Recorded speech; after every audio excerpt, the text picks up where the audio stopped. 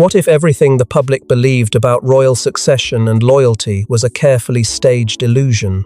For years, a single document sat in silence, buried deep within a royal vault, sealed under orders no one dared question. But now, it's been found.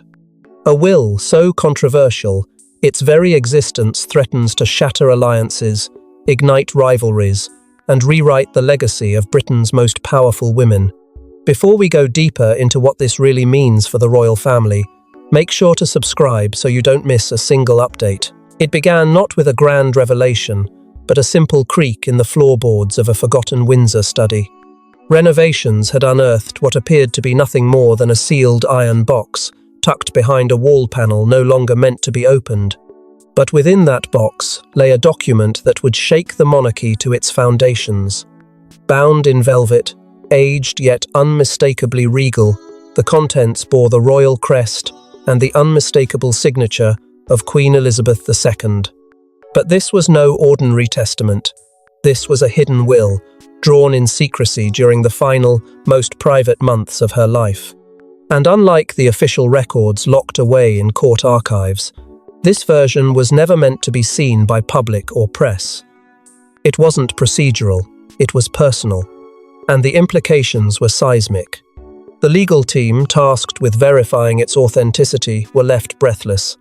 One barrister, under strict anonymity, muttered just 5 words upon reading its contents. "This changes everything we knew." The timing of the document's drafting raised even more questions. Composed during a period when the Queen was still fulfilling duties, but under increasing scrutiny from within her own family, the will appeared to reflect a mind crystal clear yet deeply guarded. Its contents were not only unconventional, but shielded with what some described as protective enchantments, a symbolic term used in royal legal circles to describe binding non-disclosure conditions, a near-impenetrable confidentiality clause, and legal traps designed to invalidate any attempts to alter or contest the content. In essence, whoever discovered it was forbidden to touch a word. And then came the name, or more hauntingly, the name that didn't appear. The moment the Executor was revealed, gasps reportedly echoed through the royal legal chamber. It wasn't the monarch's eldest son, nor the Queen consort. It was someone whose steady hand and unshakable composure had long been admired, but never fully expected to wield this kind of ultimate authority. The will gave her complete power over its execution, without condition or contestation. Yet, just as loudly as that name spoke, the omission of another was deafening. Not a mention, not a nod, not even a footnote. In a family where every detail is obsessed over, Camilla's name was nowhere to be found. Whispers began swirling even before the ink had been properly dried. Who knew of this will? Why had it remained hidden for so long? And more dangerously, who had tried to keep it that way? Some insiders claimed it had been deliberately buried during a period of internal conflict over succession planning. Others hinted that certain royal aides, perhaps even members of the inner circle, were aware of its existence and actively worked to suppress it. Was this a power struggle that extended far deeper than anyone dared admit? But the ink on this rediscovered will does more than disrupt protocol. It ignites a war behind palace walls, and the first battleground is a single, chilling name. Imagine being chosen to carry the weight of a queen's dying wish, and discovering it in secret, not ceremony. When the will was unsealed, one name stunned the monarchy. Not a reigning sovereign, not a blood heir, but Catherine, the Princess of Wales. The revelation echoed through the palace like a thunderclap. It wasn't announced. It wasn't expected.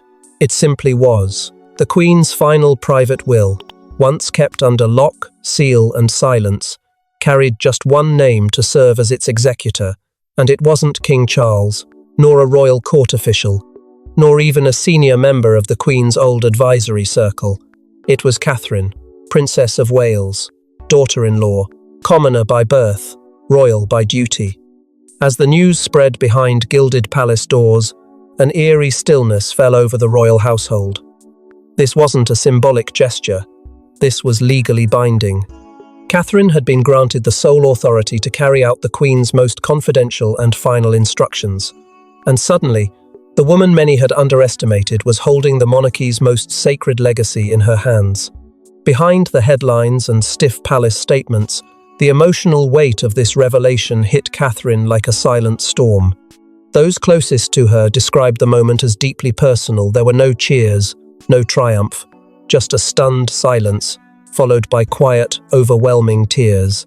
Not of fear, not even of pride, but of a woman who realized, in one heartbeat, the enormity of the trust that had been placed upon her. For years, she had stood with grace under public scrutiny, shielding her family from scandal and always putting duty before ego.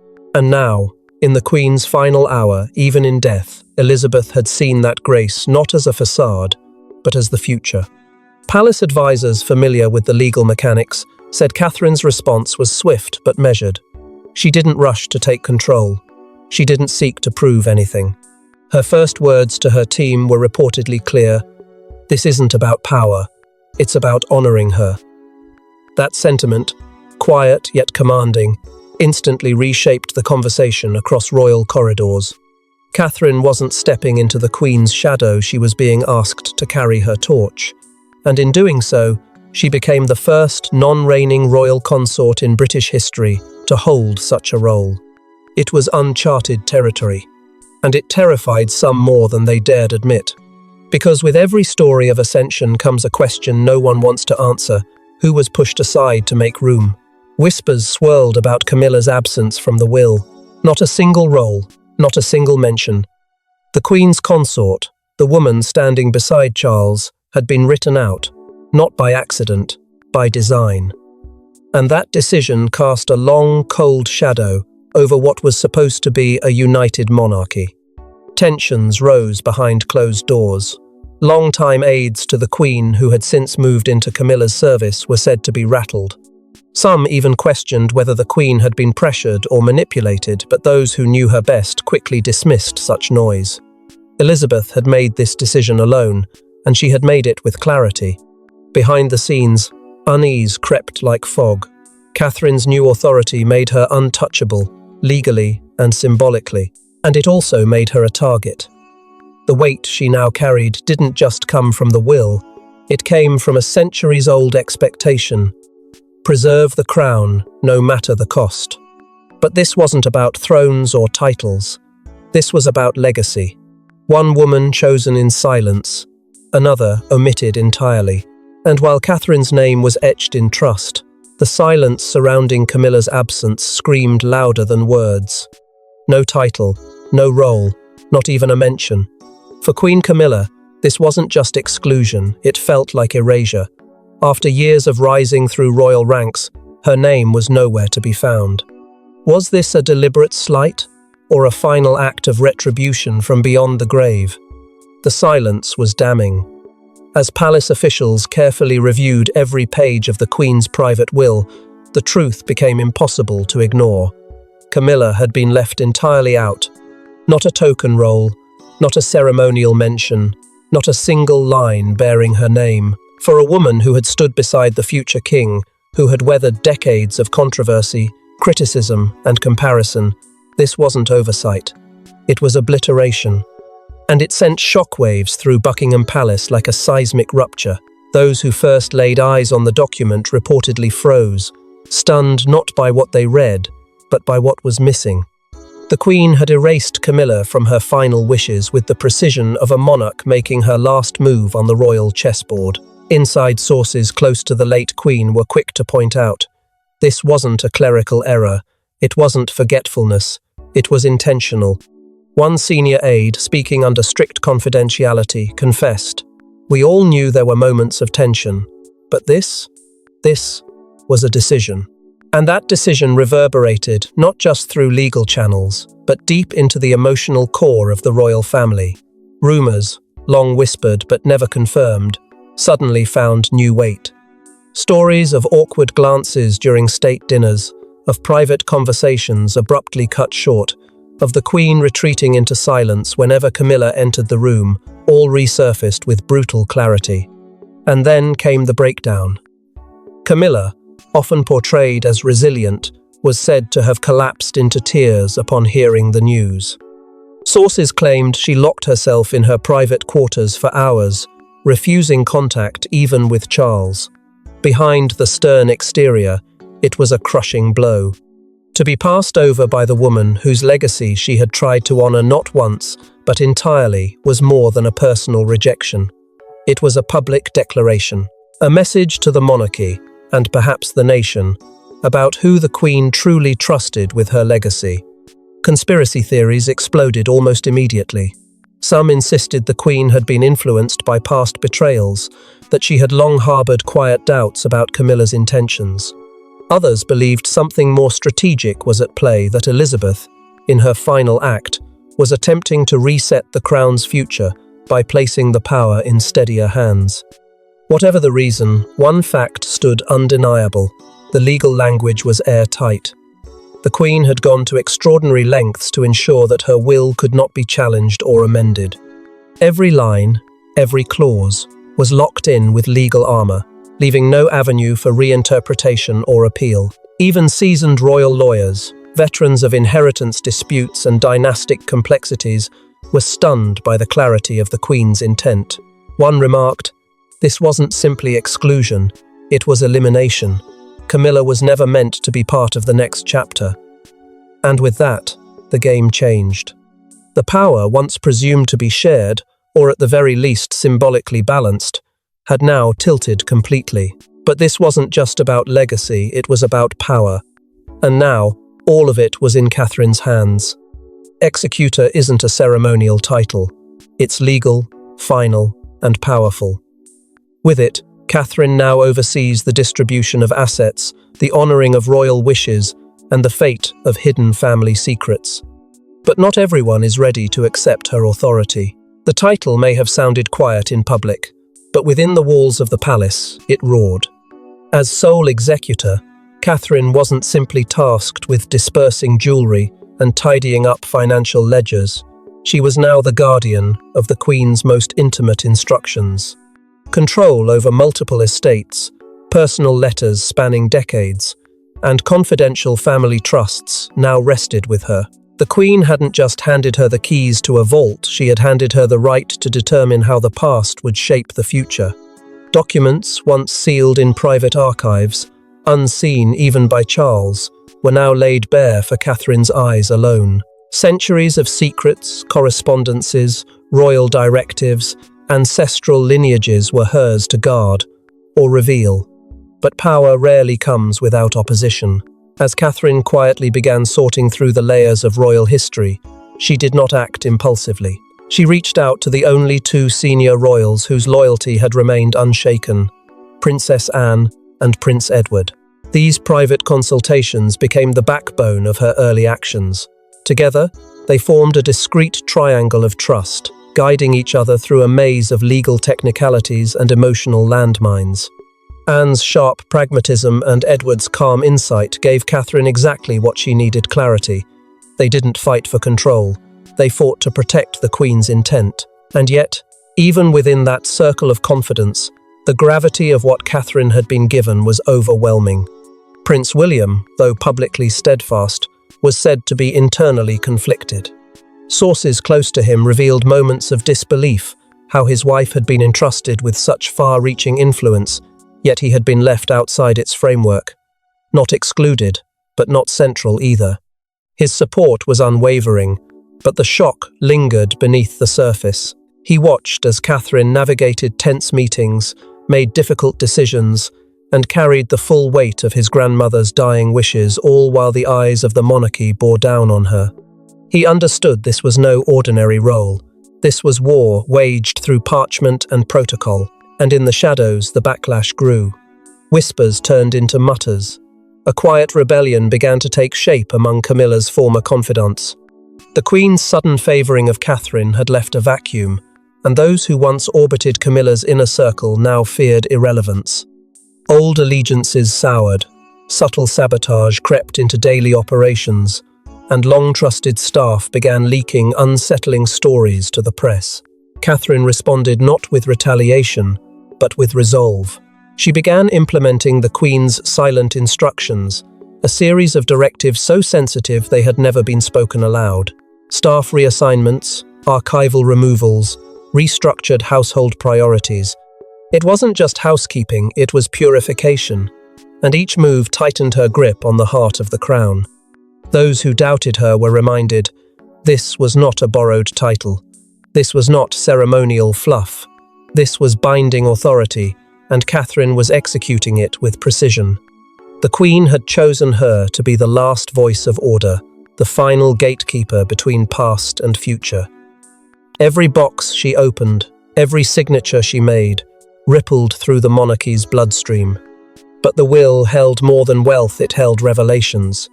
And one secret inside would fracture the House of Windsor even further. Buried in legalese, one clause escaped even the sharpest palace lawyers until now. A line written in the Queen's own hand, kept confidential from even her closest aides, speaks of loyalty, trust, and a warning. What it says will leave the royal family forever changed. It was a sentence that read more like a prophecy than a directive. Tucked between paragraphs of procedural estate language and sealed behind a second envelope only accessible to the sole executor, the Queen had left a clause that stunned even the most seasoned royal advisers. The crown must be protected from those who seek personal legacy at the cost of its soul, it read. The handwriting, unmistakably Elizabeth's, was dated and signed in private, away from official meetings and prying eyes. The clause was more than symbolic, it was binding. It granted Catherine irrevocable discretion to act as protector of the monarchy, with sweeping authority that no court, no parliament, and no monarch could override. This wasn't just legal insulation. It was a transfer of moral and dynastic responsibility, and it changed everything. The implications were immediate and terrifying. Legal analysts, upon finally accessing the clause with Catherine's permission, admitted they had never encountered anything like it in royal jurisprudence. It was a direct message not to the courts, but to the future. It suggested the Queen had anticipated betrayal, had sensed an undercurrent of ambition she feared could tear the institution apart. And she placed the burden of stopping it directly on Catherine's shoulders. This wasn't simply about executing a will.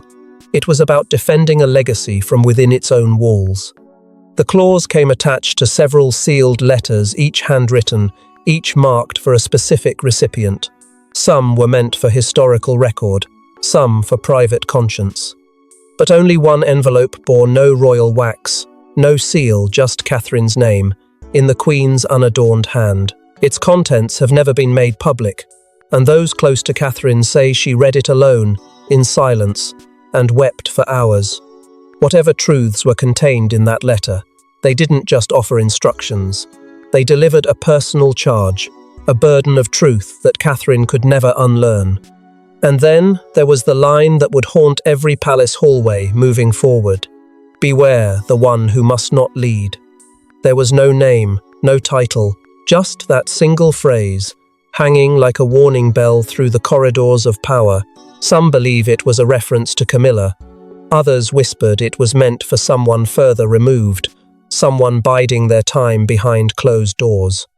But what mattered most was this.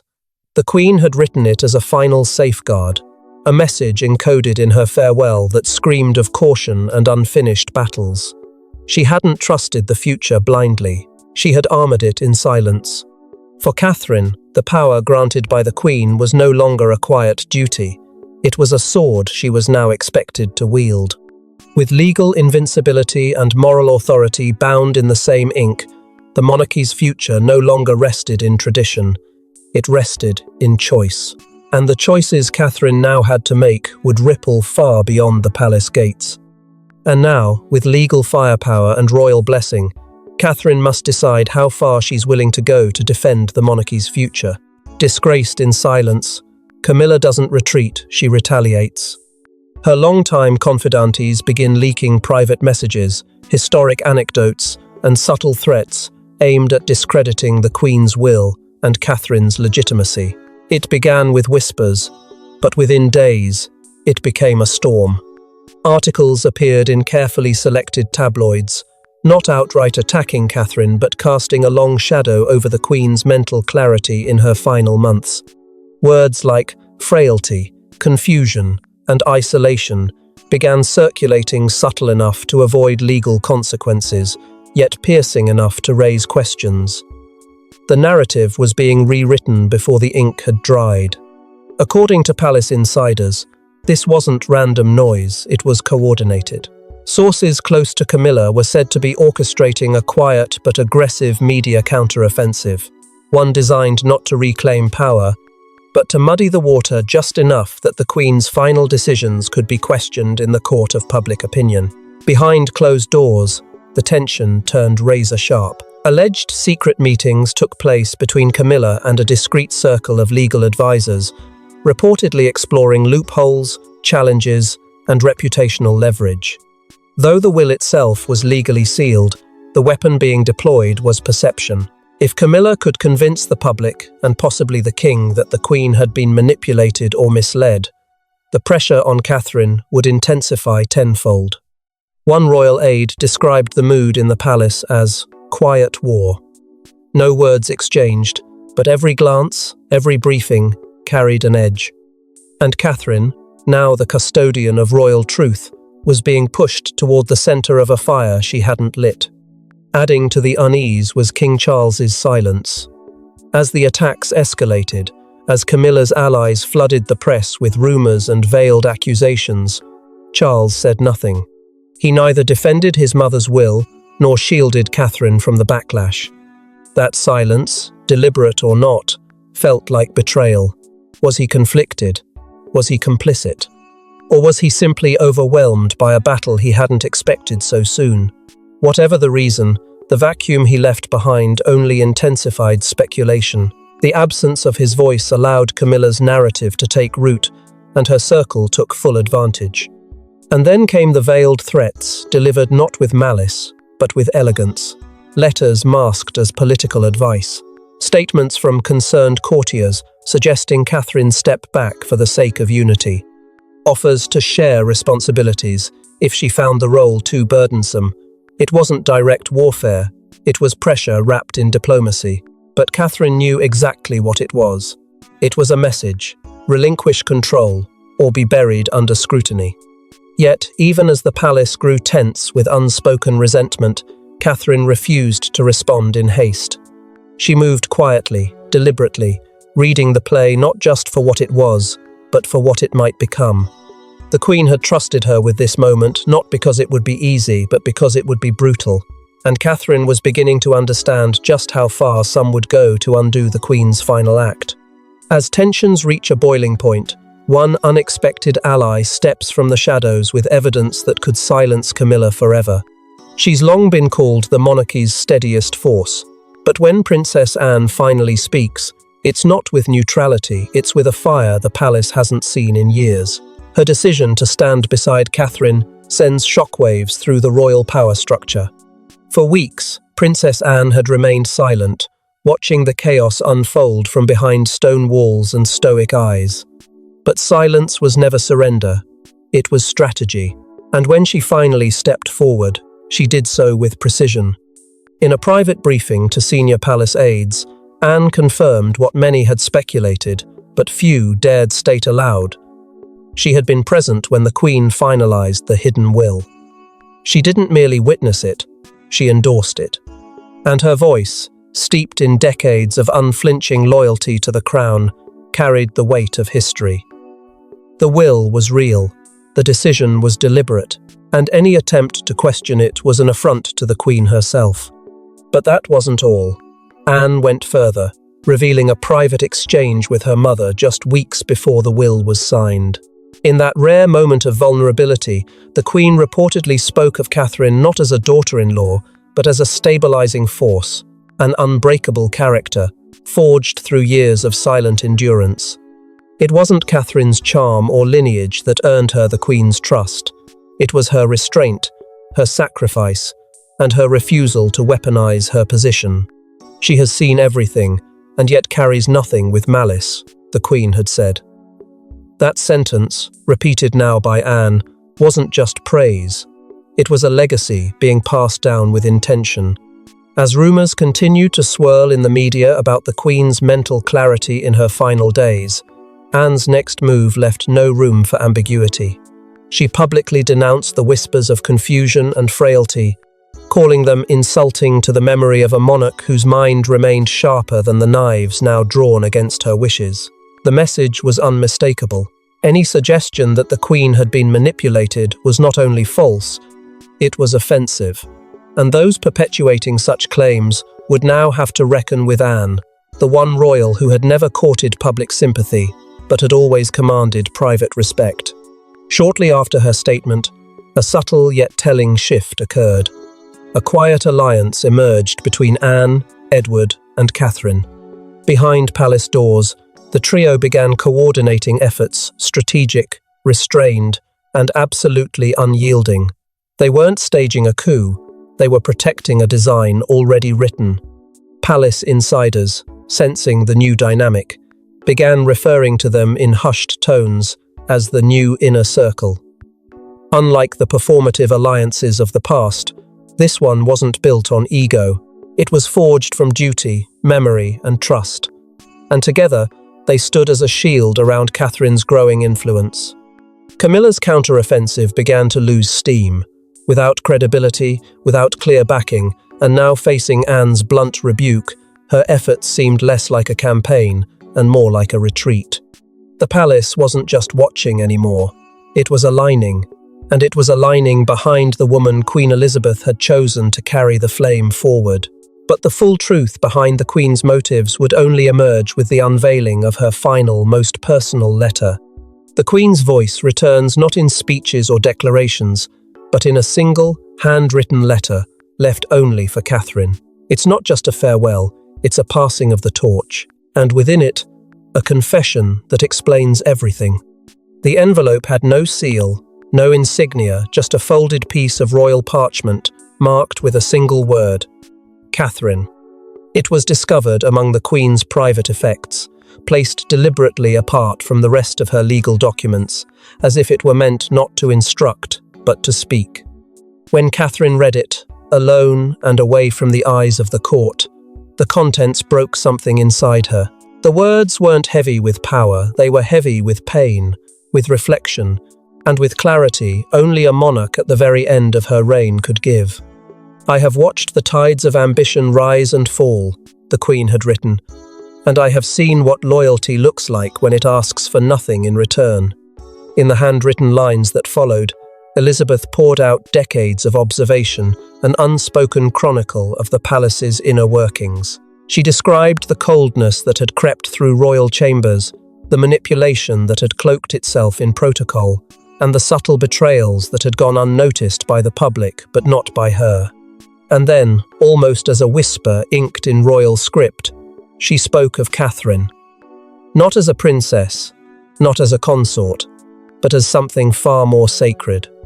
"You are the guardian of the crown's soul," she wrote, "because you have never tried to claim it. It was the highest form of trust, one born not of public duty, but of private conviction." The Queen admitted something few would ever believe, that in the early days, she had doubted Catherine. Feared she was too quiet, too soft-spoken, too unwilling to push. But as the years passed and the palace grew louder with ambition, it was Catherine's silence that stood out. Her refusal to gossip, her rejection of power plays, her loyalty not to the throne but to the idea of it. "You were England's quiet shield," the Queen confessed. And in that confession, Catherine found both sorrow and strength. She had not been invisible, she had been watched, and more importantly, she had been understood. The final line of the letter would etch itself into Catherine's very being. It was not advice, it was a command. "Do not seek power, seek to preserve it from those who do." With those 12 words, the Queen made clear that her decision to pass the crown's future into Catherine's hands had not been about lineage or ceremony. It had been about preservation, about trust, about survival. Catherine wept.